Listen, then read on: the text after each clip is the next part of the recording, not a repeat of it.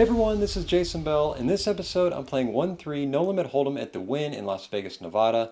There's a $500 maximum buy-in, and that's what I buy in for. There's a lot to get to in this episode, so let's get right to it.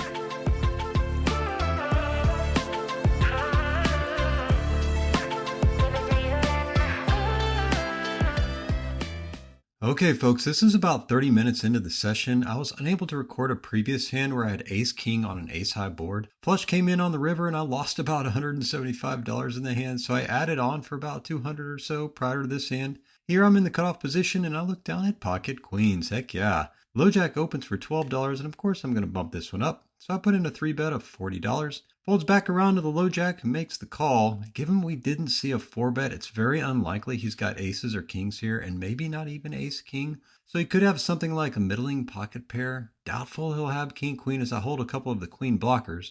Regardless, we're heads up to a flop, which is 10-7-6 with 2 hearts. Pretty darn good flop for queens. Low jack checks and I put out about a half pot bet of $40 and he makes the call. It's doubtful 8-9 would have called the pre-flop 3-bet, so I'm not worried about a straight here, but it's certainly possible he could be on a gutter, maybe, with pocket 8s or 9s, or maybe he could have a set here. He could also be on a heart draw with something like ace-5 or something similar. The turn is the 10 of clubs. The low jack checks, and this time I decide to put out a bet of $100, about 60% of the pot. Want to charge him for any draws he may have. He thinks about this for a solid 30 to 40 seconds or so and ends up letting this one go, so I take this one down.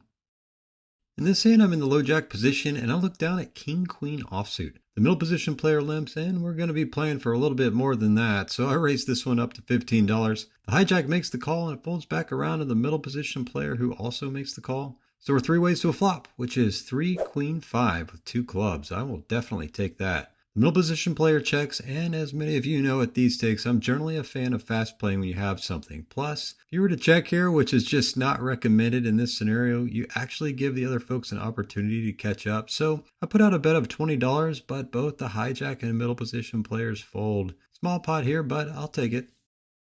Okay, in this hand, I'm in the big blind, and I look down at 3-8 of diamonds. Yep, a monster. The low jack cut off and button all limp. The small blind completes and I make the check here. Obviously no reason to do anything other than that. So we're 5 ways to a flop, which is 6-7-3 with 2 hearts and 1 diamond. Not really too bad of a flop with this hand. Small blind checks, I check with my bottom pair, and as there are still 3 folks to act behind me, and the remaining players check as well, so it checks around. The turn is an interesting one, the 8 of spades, so now I've upgraded to an unexpected 2 pair here. Now the small blind leads out for $20. Now with still 3 players to act behind, I'm clearly either calling or raising here. This 8 did bring in a potential straight, which could have connected with some of the limper's ranges. In this case, I make the call and plan to reassess if anything significant changes. Low jack cutoff and button all fold, so we're actually heads up to a river, which is the jack of clubs. Small blind checks, and given that he did this, I'm thinking he doesn't have that strong of a hand. Maybe something like ace-7 or something like that. I put out a bet of $45, which I think might have been a bit much, and it was, as the small blind folds pretty quickly here. Given that he did this, I'm thinking any size bet could have actually taken this one down.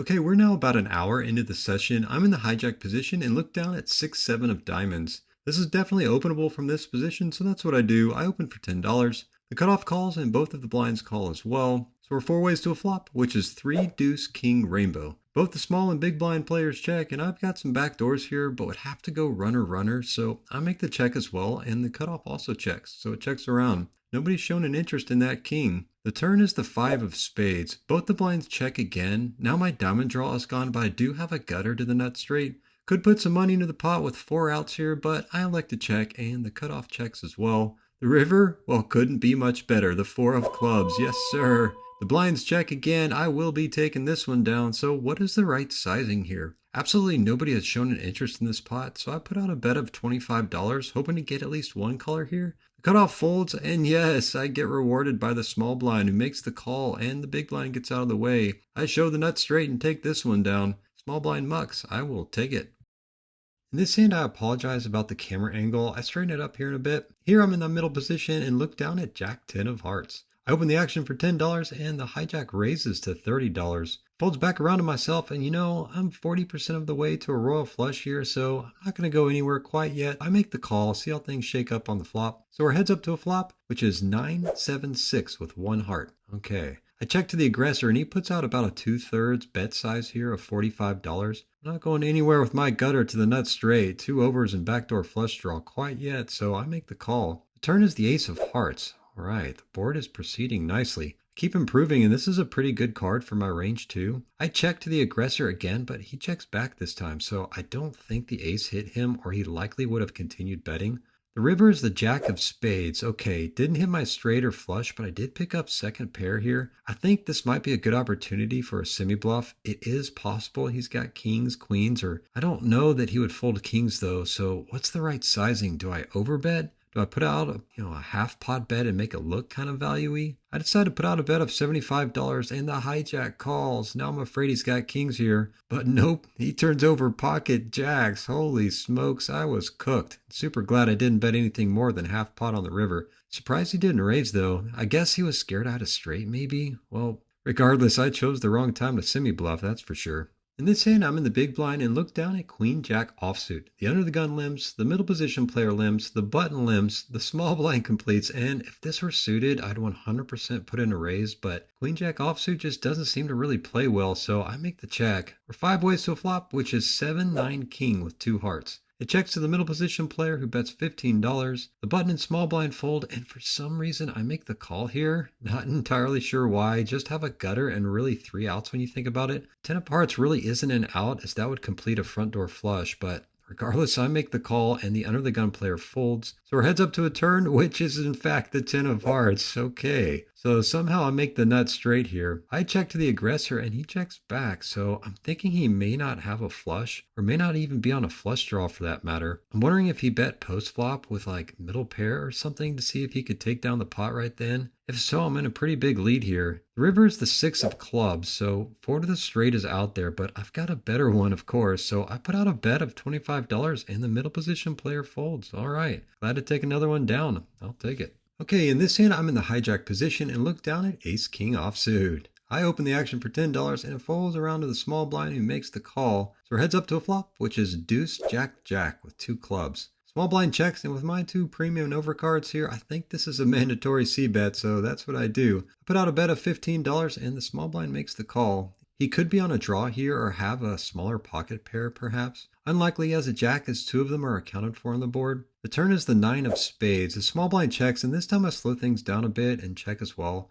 Hope to improve here on the river, but the river's the 7 of hearts. Pretty much a blank, unless you have, like 8-10 of course. This time the small blind leads for $45, nearly a pot-sized bet, and I don't think there's anything to do but fold here, so that's what I do. He ends up turning over one of his cards, which was the jack of hearts. Jeez.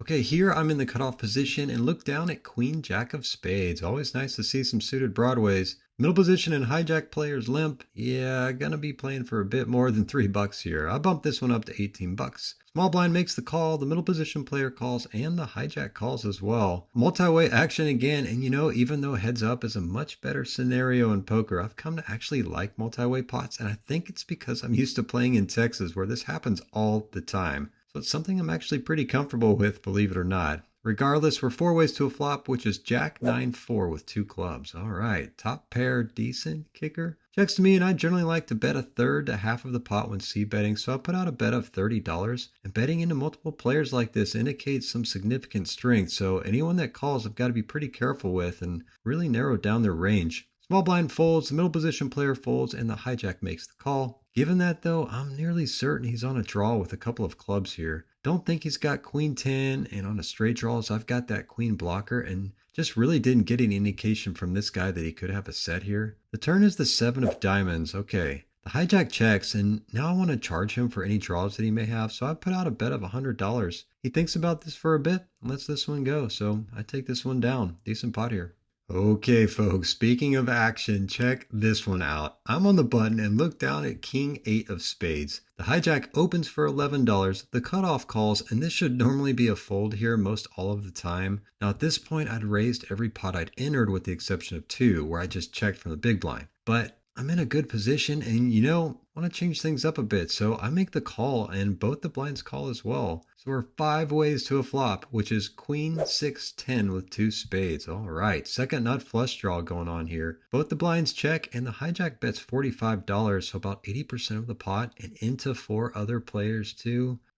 Pretty strong, but the cutoff calls, and I've actually got the equity here, so I make the call as well. A case could be made to squeeze, but with the size of the bet in relation to the pot, I just flat. However, the small blind jams for his remaining stack, which was $60. And, where did he come from? Big blind gets out of the way, the hijack throws in the extra $15, so does the cutoff, and of course I do as well. For 4 ways to a turn, which is the 9 of diamonds, which upgrades me to a straight draw as well as a flush draw. The hijack checks, the cutoff checks, and I check as well. A case could be made to put in a bet here, but hijack really was representing some strength post-flop. And his check on the turn could be more of a, what do you call it, like a courtesy check? When a separate player is all in on a previous street, something like that, where you pretty much check it down. The river is the 9 of hearts. Okay, so I'm 100% done with this hand now. Didn't hit my flush or straight for that matter. Hijack bets $95. Cutoff makes the call, and I quickly fold. Cutoff shows ace queen offsuit, and the small blind shows ace 9 of spades, so I would have been toast. The hijack mucks. The cutoff wins the $190 side pot, and the small blind takes the main pot, backing into those trip nines. Okay, in this hand, I'm in the cutoff position and look down at ace 7 of clubs. Low jack opens for $13, the hijack calls, and with a suited ace, this is a good opportunity for a squeeze, so I raise this one up to $50. Folds back around to the low jack who makes the call, and the hijack calls as well. Both have got to be pretty strong here calling that 3-bet. Not aces or kings, but pretty strong nonetheless. So we're 3 ways to a flop, which is ace 6-9 with 2 hearts and 1 club. Both the low and hijacks checked me, and with my top pair and backdoor nut flush draw, I put in a c-bet of $75, about half the pot. The low jack gets out of the way, and the hijack takes his time but ends up making the call. The turn is the queen of clubs. Okay, so the backdoor flush is still alive. The hijack checks, and I check for a bit of pot control. The river is the 5 of clubs, the nuts, yes sir. Hijack checks, and again, what's the right sizing here? What would he call? Do I go small and bet something like $75 or half pot of maybe $150 or possibly jam to make it look bluffy? I end up going with the $150 bet, and he thinks about this for a solid 45 seconds or so, but ends up letting it go. That's okay, still a decent sized pot here and glad to take it down. In this hand, we're 5-handed. I'm under the gun and look down at 7-8 of diamonds. In a full ring, this hand is probably at the low end of the opening range, but when 5-handed, it's a definite open, so that's what I do here. Open for $10, and the small blind is the only one that makes the call. So we're heads up to a flop, which is ace 8 ace with 2 spades. Okay, unlikely he has an ace as 2 are accounted for on the board, so my pair of 8s are likely in the lead. He checks, and I put out a c-bet of $10, and he makes the call. The turn is the king of clubs. This for sure could have hit his range, maybe something like king jack or king 10, something like that. Small blind checks, and I check as well. The river's the 7 of clubs, and the small blind checks again, so while there's no such thing as 3-pair in this game, and my 7 is counterfeited, I think my 8 is going to win this one here. He hasn't shown any interest in the pot, so I put out a bet of $20, and he makes the call surprisingly. I show my 7-8, and he mucks, so I take this pot down. Not sure what he was calling with there on the river, but I'll take it. Here I'm in the middle position and look down at pocket 10s. 10s are a pretty solid starting hand, no doubt, but they can be a bit tricky to play post-flop. We're 5-handed again, and I open the action for $10, and the cutoff is the only caller. So we're heads up to a flop, which is deuce 4-5, all spades. Well, I don't hold a spade in my hand, but the odds of someone flopping a flush are what, like 2.5% or something? So I c-bet here for $10, a little under half the pot with my overpair, and the cutoff makes the call. The turn is the 9 of diamonds. This is also a pretty darn good card for sure with 10 sitting in front of me. Gonna try to get another street of value here, so I bet $20 this time, but the cutoff makes the fold. Pretty quick hand here, but it's another pot I take down, so that'll work. In this hand, I'm on the button and look down at ace 9 of hearts. The middle position player limps, the low jack raises to $15, and this is a guy that's been pretty aggressive that I've noticed so far, and actually plays in Texas where I play at, so that's pretty cool to see. I make the call here, but plan to play this hand aggressively on future streets if the conditions allow for it. The middle position player also throws in 3 red trips, so we're 3 ways to a flop, which is ace 3 queen with 1 heart. All right, top pair, average kicker, and a backdoor nut flush draw. Pretty darn good flop here. Middle position player checks, and the low jack puts out a continuation bet of $15, and this is now a good opportunity to bump this one up, build the pot a bit, so I raised to $45. Middle position player gets out of the way, and the low jack thinks about this for a bit and lets it go, so I take this one down. That'll work. Here I'm in the cutoff position and look down at King Queen offsuit. Mr. Aggressive Man in the middle position seat opens the action for $15. I'll make the call again against this guy, which I think is the proper play. Generally play a bit passively when in pots with loose aggressive players, and the button calls as well. So we're 3 ways to a flop, which is 10-7-7 with 2 diamonds. The middle position player checks. I check with my 2 overs and backdoor second nut flush draw, and the button bets $20. Middle position player calls, and I'm definitely sticking around with my draw, so I make the call as well. Turn is the 10 of clubs. All right, so the board is double paired. Mr. Aggressive Man checks again, not really living up to his reputation in this hand. I check, and the button checks as well. The river is the 9 of diamonds. Only really have a king high here, so I'm pretty much plan to fold to anything. This time the middle position player puts out a bet of $35 and I couldn't fold quick enough. The button thinks about this for a solid minute and ends up letting this one go as well, so the middle position player takes this one down. Okay, in this hand, I'm on the button and look down at King 9 offsuit. The action folds all the way to myself, and this is a definite open from the button, so I put out a bet of $10. Small blind makes the call, and after checking his cards, the big blind makes the call as well, so we're 3 ways to a flop, which is 8 King King. Holy smokes. Small and big blind both check, and I put out a tiny bet of $10, hoping that either of them stick around for more than a street. Small blind folds, but the big blind makes the call. The turn is the ace of clubs. Big blind checks, and I just don't think I'm going to get more than 2 streets of value here, so I check as well. Also kind of makes it look like I really don't have anything here, so kind of a deception check. The river is the 10 of spades. Big blind checks again, and now what is the right sizing to get a call? Maybe half pot, full pot? I like to go the half pot route, and he makes the call. I show my trip kings in the big blind muck, so I take this one down. That works. Here I started the video a tad late. I'm in the hijack position and look down at Queen 10 offsuit. This is pretty much at the low end of opening hands from this position, but I think it's certainly playable. I open the action for $10. The cutoff makes the call, and the small blind makes the call as well. So we're 3 ways to a flop, which is 7-10-5 rainbow. All right, top pair, decent kicker. Small blind checks, and I think a continuation bet is certainly in order, so I put out a C bet of $15. Cutoff makes the call, and the small blind calls as well. Okay, so both are representing some strength here. Might be on a draw, or one of them could have a set here. The turn is the jack of diamonds, so that brings in the backdoor diamond draw. Small blind checks, and now I'm not sure a bet would take this one down here. Maybe not even a pot size bet. I feel like that would probably be throwing money away. Got the impression the small blind is pretty strong here, so I make the check, and the cutoff checks as well. River is the ace of diamonds, which completes the backdoor diamond draw. This time the small blind leads out for $55. I don't think my third pair is going to hold up here, so I let this one go, and the cutoff folds as well, so the small blind takes this one down.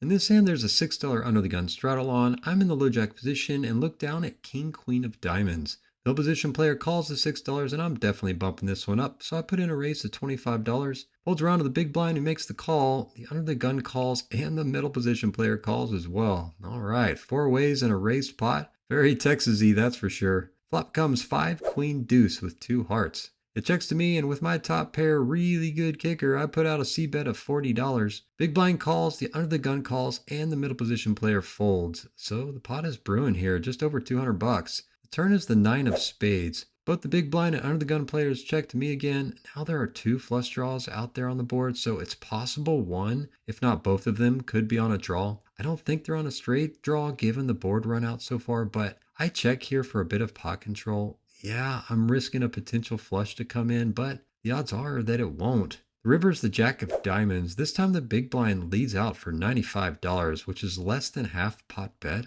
The under the gun gets out of the way, and this guy was giving off a huge tell. I saw it immediately and was like, yep, I'm definitely calling here, so I throw out a black chip. He shows Queen 10 offsuit. I show my hand with the better kicker and take this one down. Nice sized pot here of just over $400. That tell couldn't have been more obvious though.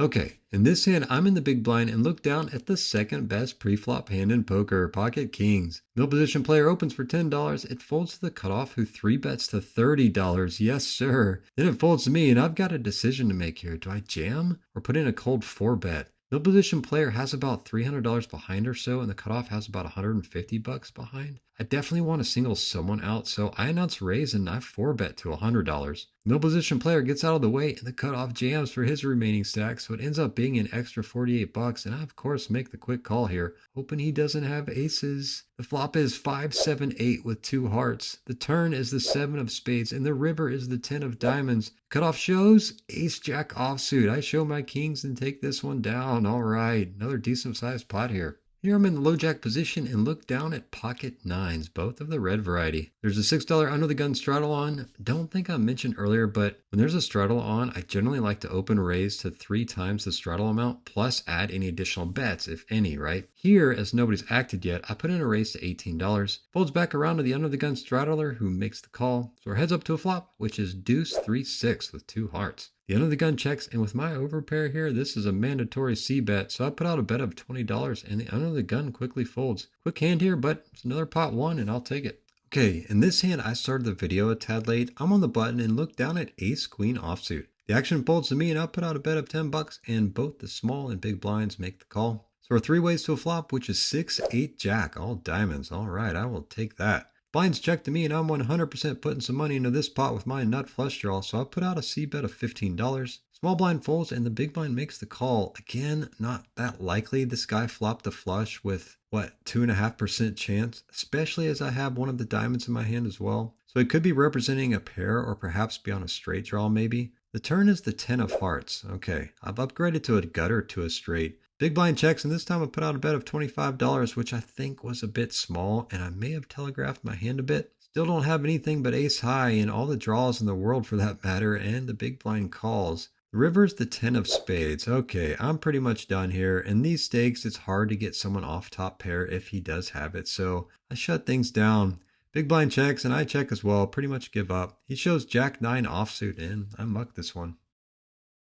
In this hand, the big blind bought the button. I'm in middle position seat and look down at queen jack of clubs. Queen jack seems to be my favorite hand so far in this session. I have seen it quite a bit. The under the gun player limps, and I'm definitely bumping this one up. Again, 40% of the way to a royal flush, so I raise this one up to $15. Hijack calls, big blind calls, and the under the gun player calls as well. Alrighty. We're 4 ways to a flop, which is jack 9-4 with 2 spades. Big blind and under the gun players check, and with top pair, decent kicker, I put out a bet of $30, about half the pot. Hijack and big blind players get out of the way, and the under the gun player makes the call. So he could be on a draw here of some sorts, unlikely a straight draw as I've got the queen blocker, but he certainly could be on a spade draw. The turn is the 10 of hearts, so that brings 2 flush draws out there on the board, but it also upgrades me to an open ender. The under the gun checks, and I'm going to charge him for any draws, so I put out a bet of $80, and he quickly calls, matching my stack size here. So that pretty much nearly confirms he's on a draw. The river is the 5 of clubs, pretty much a blank.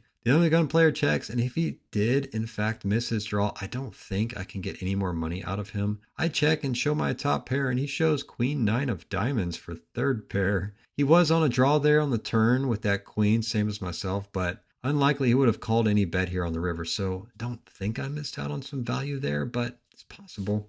Okay, in this hand, I'm in the big blind and look down at king queen offsuit. Folds around to the button who raises to $15. The small blind makes the call, and I make the call as well. If this were suited, I'd definitely raise this one up, but here I'm playing against Mr. Aggressive from earlier in the session and decide to play this one a bit passively. So 3 ways to a flop, which is 4-10-5 with 2 spades. Small blind checks. I checked the aggressor on the button, and he checks as well, so it checks around. The turn is the 10 of spades, so now I've been upgraded to a spade draw here. The board is now paired. Small blind checks. I check, and the button bets $15. No doubt it's an attempt at a steal here, as this bet is really too small in relation to the pot. Small blind calls here, and I call as well. Again, this is a good spot to squeeze against most all of their opponents, but I just make the call. The river is the king of spades. Heck yeah. I've now got the second nut flush, the small blind checks, and the only hand I'm losing to at this point is the ace of spades or, king 10.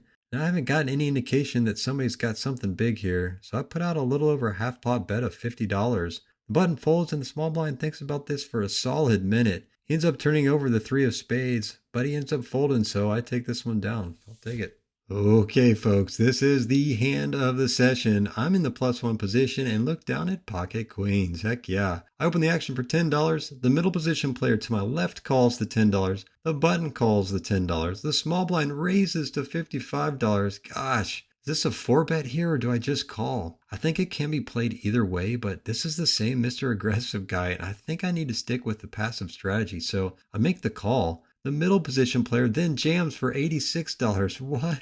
The button folds, and now because of the middle position all in raise to $86, the small blind is forced to call, or fold for that matter, and unable to raise beyond that. So he makes the call, and I make the call as well. The pot is about $270, and the flop is 4 ace-5 with 2 spades. Darn ace. Small blind checks, and with that ace out there, I check as well. See what happens on the turn. The turn is the 8 of hearts. Shouldn't really change much here. Small blind checks, and I check again. This kind of feels like that courtesy check down because of the middle position's all-in pre-flop raise. The river is the 3 of clubs. I'm prepared to check this one all the way through, but the small blind bets $55. Boy, it certainly feels like he's got pocket kings here, but it's such a small bet in relation to the pot. I hesitantly make the call here, and the small blind turns over pocket jacks. Heck yeah. I show my queens, and the middle position player shows pocket tens, so I scoop this one. Holy cow, what a hand.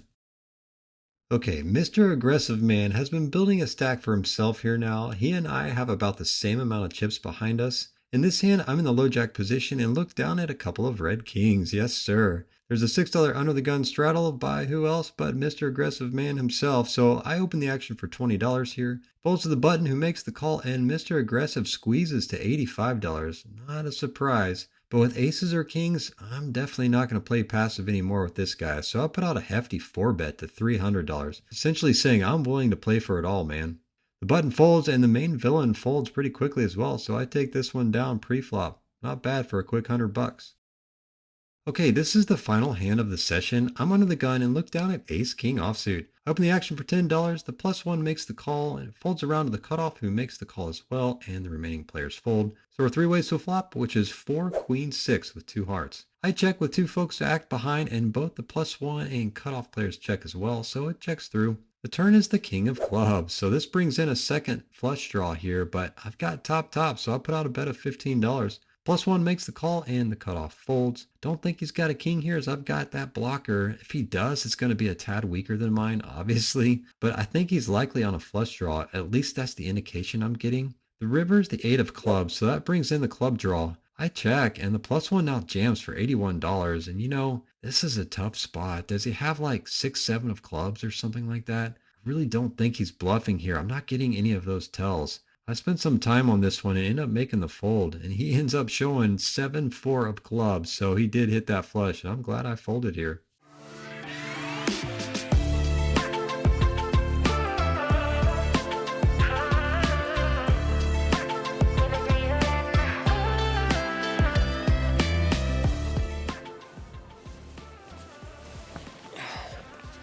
All right, what a session.